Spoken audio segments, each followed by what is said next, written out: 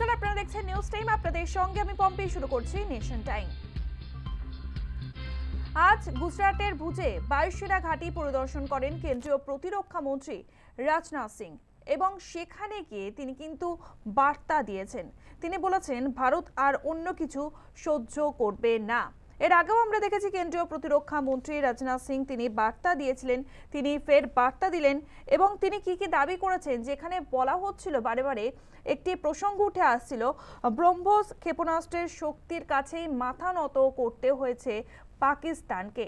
আজ তিনি জানিয়ে দিলেন ব্রহ্মোস ক্ষেপণাস্ত্র ব্যবহার করেছিল ভারত। পাকিস্তান ব্রহ্মোসের ক্ষমতা মেনে নিয়েছে। আমাদের দেশ একটা কথা রয়েছে, দিনের তারা দেখা। ভারতে তৈরি ব্রহ্মোস পাকিস্তানকে দেখিয়েছে রাতের অন্ধকারে কেমন আলো। আর ইতিমধ্যেই তিনি যা বলেছেন, এর আগেও তিনি বলেছিলেন অপারেশন সিন্দুর এখনো পর্যন্ত শেষ হয়নি। আজকেও কেন্দ্রীয় প্রতিরক্ষা মন্ত্রী রাজনাথ সিং তিনি বললেন অপারেশন সিন্দুর এখনো শেষ হয়নি, যা হয়েছে তা কেবলমাত্র ট্রেলার। কি বলেছেন কেন্দ্রীয় প্রতিরক্ষা মন্ত্রী রাজনাথ সিং, শোনাবো আপনাদের। और ऑपरेशन सिंदूर के दौरान जो कुछ भी आपने किया है, समस्त हिंदुस्तानियों को, चाहे वो भारत के रहने वाले हों अथवा दुनिया के दूसरे देशों में रहने वाले हों, सभी गौरवान्वित हुए हैं। भारतीय वायुसेना के लिए सिर्फ 23 मिनट, जितनी देर में लोग नाश्ता पानी निपटाते हैं उतनी देर में आपने दुश्मनों को निपटा दिया। पाकिस्तान को रात के अंधेरे में दिन का उजाला दिखाई है। इस प्रकार भगवान राम ने अपनी भुजाओं को उठाकर धरती को राक्षस विहीन करने का प्रण लिया था, ठीक उसी प्रकार श्री राम के आदर्शों का पालन करते हुए हमने भी आतंकवाद को जड़ से समाप्त करने का संकल्प लिया है। हमने शांति के लिए जितना अपना दिल खोल कर रखा है, शांति को नष्ट करने वालों के विरुद्ध उतना ही अपना हाथ भी खोल कर रखा है। हमने पाकिस्तान को बिहेवियर के आधार पर अभी प्रोबेशन पर रखा हुआ है। यदि उसका बिहेवियर सुधरता है तब तो ठीक, और यदि बिहेवियर में फिर से गड़बड़ी आती है तो उसको कड़े से कड़ा दंड दिया जाएगा। आतंक प्रहार अब न्यू नॉर्मल है, यह न्यू इंडिया का न्यू नॉर्मल है कि आपके पराक्रम ने यह दिखा दिया है कि यह वो सिंदूर है, यह वो सिंदूर है जो श्रृंगार का नहीं बल्कि शौर्य का प्रतीक है। यह सिंदूर खतरे की वह लाल लकीर है जो भारत ने अब आतंकवाद के माथे पर खींच दी है। और मुझे पूरा विश्वास है कि आपके सहयोग से हम इस पूरे रीजन में आतंकवाद का समूल नाश करेंगे, ताकि कल को कोई भारत की संप्रभुता के खिलाफ आंख उठाने की हिमाकत न कर सके। आईएमएफ पाकिस्तानকে ঋণ দেবে, আর এই ব্যাপারে মুখ খুলেছেন কেন্দ্রীয় প্রতিরক্ষা মন্ত্রী রাজনাথ সিং। তিনি বলেছেন আইএমএফ যাতে পুনর্বিবেচনা করে দেখে পাকিস্তানকে ঋণ দেওয়ার ব্যাপারে। কারণ কি? কারণ পাকিস্তানকে আইএমএফ যে ঋণ দিচ্ছে তা ব্যবহার করা হচ্ছে জঙ্গি ঘাঁটির ক্ষেত্রে, সন্ত্রাসবাদী তৈরি করার ক্ষেত্রে। অর্থাৎ পাকিস্তানে যে বারে বারে যে অভিযোগ উঠেছে বা আমরাও দেখেছি যখন অপারেশন সিন্দুর চালানো হয়েছে, ভারতের তরফ থেকে একটি মাত্র দাবি করা হয়েছে যে সমস্ত জঙ্গি ঘাঁটি ছিল সেই সমস্ত জঙ্গি ঘাঁটিগুলিকেই বেছে বেছে নিশানা করা হয়েছিল। আর আইএমএফ থেকে যে ঋণ নিচ্ছে পাকিস্তান, সেই ঋণের টাকায় এই জঙ্গি ঘাঁটিগুলো তৈরি করা হচ্ছে, সন্ত্রাসবাদীদের তৈরি করা হচ্ছে, জঙ্গিদের তৈরি করা হচ্ছে। তাই আইএমএফ পাকিস্তানকে ঋণ দেওয়ার ব্যাপারে পুনর্বিবেচনা করুক, এই মন্তব্য করেছেন কেন্দ্রীয় প্রতিরক্ষা মন্ত্রী রাজনাথ সিং। কি বলেছেন শোনাবো আপনাদের। मगर पाकिस्तान फिर से इस कोशिश में लग गया है कि ध्वस्त हुए आतंकी ढांचे को फिर से खड़ा किया जाए।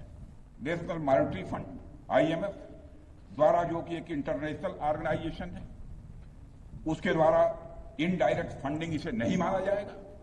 मैं दुनिया के लोगों के सामने यह सवाल रखना चाहता हूं। इसलिए मैं मानता हूं कि आज के समय में पाकिस्तान को किसी भी तरह की आर्थिक सहायता टेरर फंडिंग से कम नहीं है। भारत यही चाहेगा कि आईएमएफ पाकिस्तान को अपनी $1 बिलियन की असिस्टेंस पर वह पुनर्विचार करे और आगे भी किसी भी तरह की सहायता देने से आईएमएफ परहेज करे। भारत नहीं चाहता जो फंडिंग हम IMF को करते हैं वह डायरेक्ट या इनडायरेक्ट किसी भी तरीके से पाकिस्तान या किसी भी देश में टेरर इंफ्रास्ट्रक्चर को बनाने में वह इस्तेमाल की जाए। পাকিস্তানকে প্রায় 100 কোটি মার্কিন ডলার ঋণ দেওয়ার জন্যই ঘোষণা করা হয়েছে IMF এর তরফ থেকে।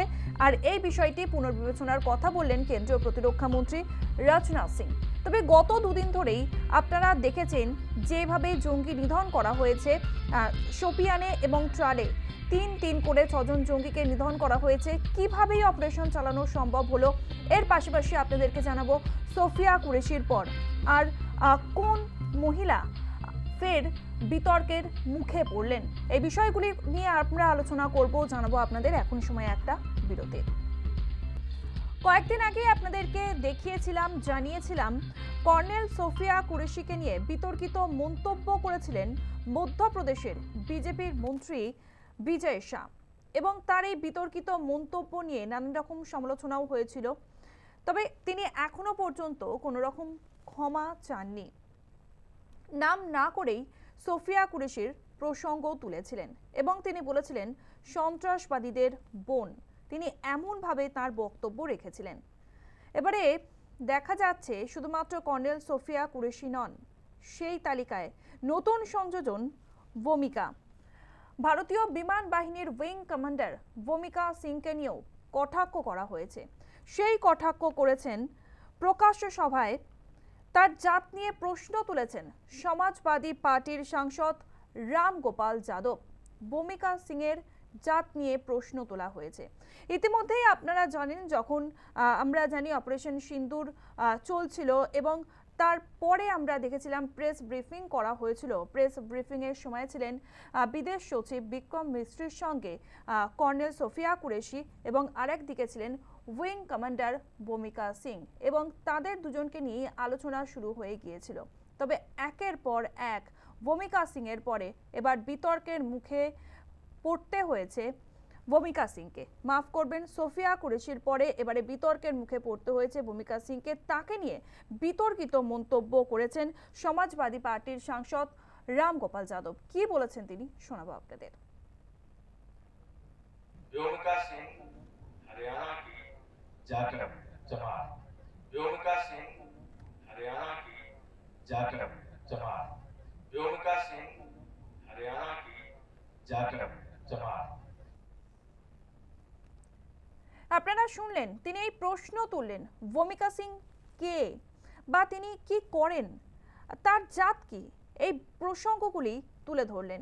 এর পাশাপাশি আরও কয়েকজনের নামও উল্লেখ করেছেন তিনি কি বলেছেন, এমনকি তারা এয়ার মার্শালের কে বাড়তি সম্পর্কেও জানতেন না, এমনই মন্তব্য করেছেন সমাজবাদী পার্টির সাংসদ রাম গোপাল যাদব। আর প্রকাশ্য সভায় ভূমিকা সিং এর জাত নিয়ে প্রশ্ন তুলেছেন তিনি। তবে তারপরে আমরা কি ছবি দেখলাম, তারপরে আমরা দেখতে পাই উত্তরপ্রদেশের মুখ্যমন্ত্রী যোগী আদিত্যনাথ তিনি সমালোচনা করেছেন। শুধুমাত্র উত্তরপ্রদেশের মুখ্যমন্ত্রী নন, উত্তরপ্রদেশের উপমুখ্যমন্ত্রী তিনিও সমালোচনা করেছেন। উত্তরপ্রদেশের উপমুখ্যমন্ত্রী ব্রজেশ পাঠক তিনি রাম গোপাল যাদবের এই মন্তব্যের কড়া নিন্দা করেছেন। কি বলেছেন শোনাবো আপনাদের। राम गोपाल यादव जी ने जिस ढंग से विंग कमांडर भूमिका सिंह को जाति सूचक शब्दों का इस्तेमाल करके अपमान किया है, वो विंग कमांडर भूमिका सिंह का अपमान नहीं, पूरी भारतीय सेना का अपमान है, भारत की नारी शक्ति का अपमान है, भारत की प्रतिभा का अपमान है। और समाजवादी पार्टी हमेशा समाज में जाति का जहर घोलती रही है, समाज को तोड़ती रही है। समाजवादी पार्टी को अपने इस बयानबाजी के लिए देश से, प्रदेश से माफी मांगनी चाहिए और कृपया सेना पर इस प्रकार की बयानबाजी से बाज आना चाहिए। আপনারা শুনলেন উত্তরপ্রদেশের উপমুখ্যমন্ত্রী ব্রজেশ পাঠক তিনি বললেন সোফিয়া কুরেশি বা ভূমিকা সিং এনারা হচ্ছেন ভারতের কন্যা, ভারতের মেয়ে, অতএব তাদের জাত নিয়ে তুলে এই ধরনের নিন্দনীয় মন্তব্য করা উচিত নয়। আমাদের দেশ ধর্ম বা জাতির উপরে ভিত্তি করে নয়, আমাদের দেশ এই সমস্ত কিছুর ঊর্ধ্বে। এমনিতেই আমরা জানি ভারতকে বলা হয় ধর্মনিরপেক্ষ দেশ, তাই ধর্ম বা জাতির নামে দেশকে ভাগ করা শুভ চিন্তার লক্ষণ নয়। তারা হয়তো রাজনৈতিক লাভের কথা ভেবে এরকম মন্তব্য করেছেন, তবে এই ধরনের রাজনীতি ও মন্তব্য করে তারা দলিতদের যে ভোট পাবেন তা কিন্তু নয়। কোথাও গিয়ে চলে আসছে এখানে ভোটের রাজনীতি। আর এখনকার মতো আমাকে একটা বিরতি নিতে হচ্ছে, আরও বিষয় নিয়ে আপনাদেরকে জানাবো। এখন সময় একটা বিরতির, সঙ্গে থাকুন। পেহেলগাঁওয়ের ঘটনার পর থেকেই জঙ্গি দমনে আরও বেশি কড়া পদক্ষেপ নেওয়া হচ্ছে সেনার তরফ থেকে। গতিবিধি বাড়ানো হয়েছে সেনার তরফ থেকে।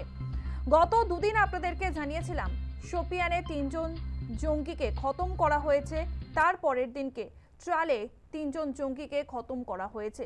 শোপিয়ানে যে 3 জঙ্গিকে খতম করা হয়েছে তারা লস্কর-ই-তৈবার সদস্য। মোট 48 ঘন্টাতে 6 জন জঙ্গিকে খতম করেছে সেনা। সিআরপিএফ এবং জম্মু কাশ্মীর একত্রে তারা এই অভিযান চালায়। তবে আজকে সেনার তরফ থেকে জানানো হয়েছে কিভাবে এই অপারেশন চালানো হয়েছে। শোপিয়ানে যে অপারেশন চালানো হয়েছে সেই অপারেশনের নাম দেওয়া হয়েছে অপারেশন কেলার, আর ট্রালে যে অপারেশন চালানো হয়েছে সেই অপারেশনের নাম দেওয়া হয়েছে অপারেশন নাদের। প্রথমে আপনাদেরকে জানাই শোপিয়ানে অপারেশন কেলারের কথা। গোয়েন্দা মারফত খবর ছিল সেনা, সিআরপিএফ এবং জম্মু কাশ্মীর পুলিশের কাছে। কি খবর ছিল? গত 12ই মে গোয়েন্দারা খবর পেয়েছিল যে ওই এলাকায় জঙ্গিরা ঘাঁটি গেড়ে রয়েছে, তাদের উপস্থিতি সম্পর্কে টের পাওয়া গিয়েছিল।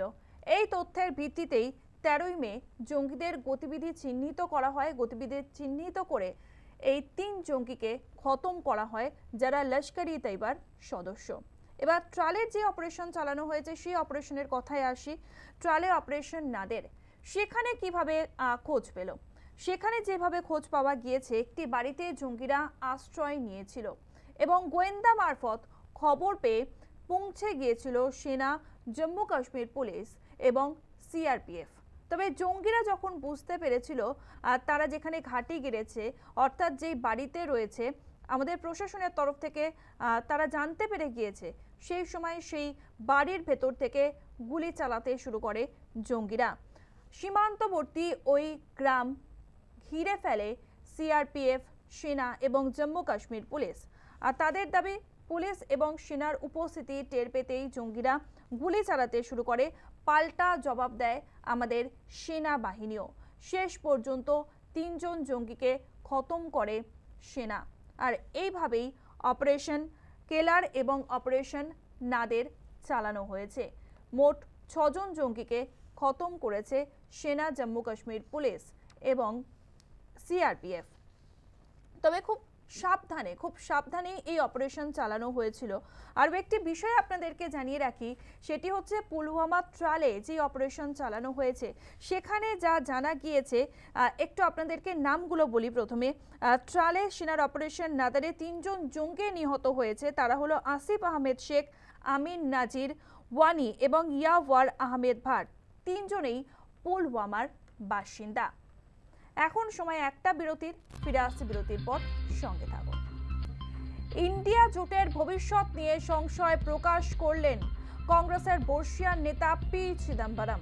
কেন্দ্রীয় মন্ত্রী পি চিদম্বরম তিনি প্রশংসা করেছেন সংঘবদ্ধ বিজেপির। তিনি একটি বই প্রকাশ অনুষ্ঠানে উপস্থিত ছিলেন। সেই বই প্রকাশ অনুষ্ঠানেই প্রাক্তন কেন্দ্রীয় মন্ত্রী পি চিদম্বরম তিনি বলেন, ইন্ডিয়া জোট যেভাবে জোটবদ্ধ হয়ে রয়েছে, আগামী দিনে এই জোট আদৌ কি থাকবে এই প্রশ্ন তোলেন তিনি।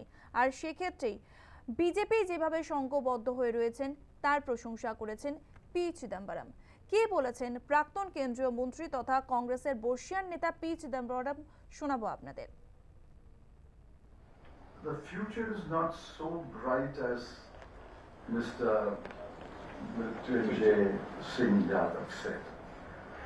He seemed to feel that the India alliance is still intact.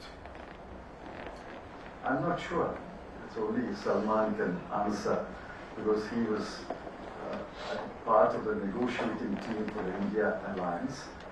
If the India alliance is totally intact, I'm very, very happy.